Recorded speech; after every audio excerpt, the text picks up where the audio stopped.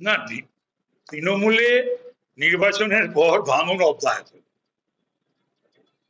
এবং এই ভাঙন চলবে। আমার কাছে যে খবর, সুখেন্দু শেখর রায় রাজ্যসভা থেকে পদত্যাগ করেছে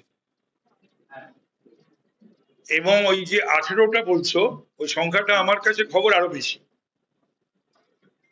বেশি বাড়বে। সুতরাং তৃণমূলের ডেস্টিনি, এটাই হবার ছিল।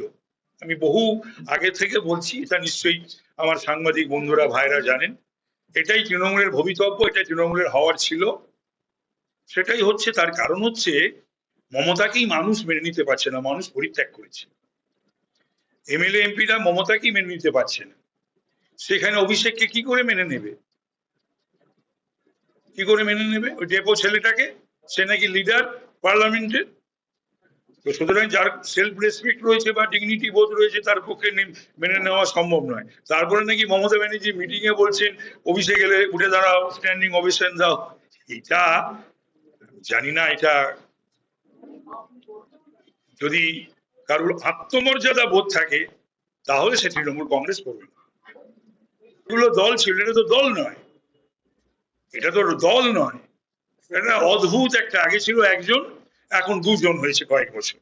তো সুতরাং একটা রাজনৈতিক দল হলে সেটা বলা যায়, তৃণমূল তো একটা রাজনৈতিক দল নয়, সেটা তো বোঝা যাচ্ছে, সেটা তো আজকে বুঝতে পারছে। যাচ্ছে না, এমএলএদের ডাকছে, যাচ্ছে না, সে কাউন্সিলররা যাচ্ছে না, সেটা আমাদের জানিয়ে দিচ্ছে, আমরা কিন্তু গেলাম না। আবার সেই ইলেকশন পোস্টপন্ড হচ্ছে। আর ওখানেও মমতা ব্যানার্জি বেছে নিলেন আজকের দিনটা, ভাঙনের দিনটা, না এমপিরা বেছে নিলেন, সুখেন্দু শেখর রায়রা বেছে নিলেন আজকের দিন, নাই বলতে পারবো।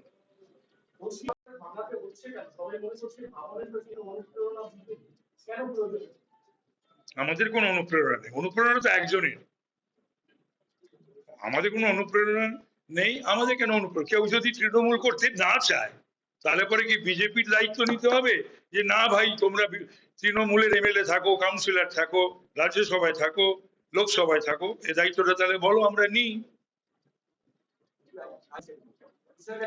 এখন বিধানসভায় আসতে যেতে, ঢুকতে বেরোতে, কলিগদের সঙ্গে দেখা হলে মুখ ঘুরিয়ে তো নেওয়া যায় না, এবং যাদের সঙ্গে দীর্ঘ দিনের একটা সম্পর্ক ছিল বা তারা বিধানসভার সদস্য, তো আমি একটা শাসক দলের সিনিয়র মেম্বার হিসাবে তারা ডাকলে কথা বললে কি আমি সরে যাব? আমাকে তো দেখলেন আপনারা সবাই, যে সকলে আমার সঙ্গে ডেকে কথা বললেন, আমি কথা বললাম, সেটা আমি জানি না কটা ব্লক না ব্লক, সেটা ওরা বলতে পারবে।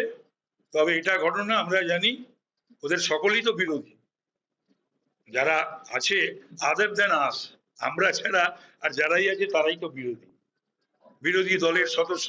ওই সকল বিরোধীদের তো আমাদের সময় দিতে হবে, টাইম দিতে হবে বলার জন্য।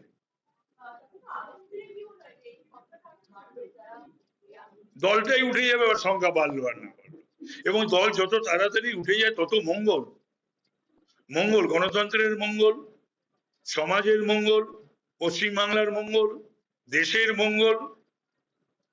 এবং এইসব দলের আড়ালে সমস্ত তো বদমাইশ, নানান ধরনের পেশায় নিযুক্ত মানুষরা তাদের কার্য হাসিল করতে আসে, তো সুতরাং সেটা পারবে না, সেটার জন্য মঙ্গল।